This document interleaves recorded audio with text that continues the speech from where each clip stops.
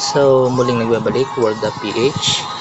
So, meron lang tayong bagong update kay Gcrypto na panibagong pipindutin. So, baka malito lang kayo. So, ipapakita ko lang sa inyo kung paano siya kasi may nag-chat sa akin kagabi na nagkaroon ng problema tungkol doon.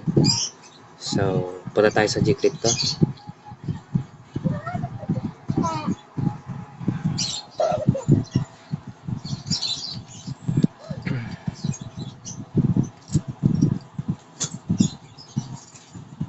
So, ganun pa rin. Click trade. Type nyo WLD.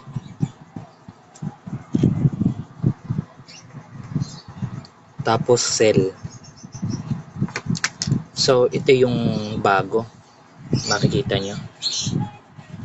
So, kahapon kagabi kasi na nag-chat sa akin na yung pera niya daw is na lipat niya sa limit order. So, hindi ko pa alam kung paano ito. So, dito dapat yan sa market order. So, yan. I-type lang natin kung magkano. 100%. So, yan. Pag nakita nyo na dyan, scroll down lang. 100% o magkano gusto nyo.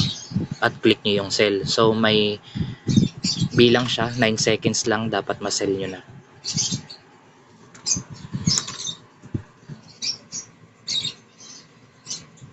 Back to dashboard. Tapos ganun pa rin yung process niya sa pag-withdraw. Ang nabago lang sa pag-trade.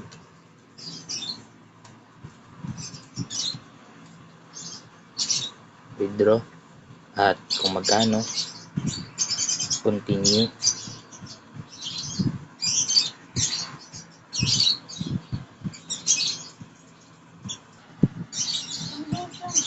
Yan, so yung email ulit, click natin yung email ng Gcrypto. Dapat yung email na yung ginagamit nating email sa Gcrypto is active dapat kasi may magsasend na code doon. Submit code.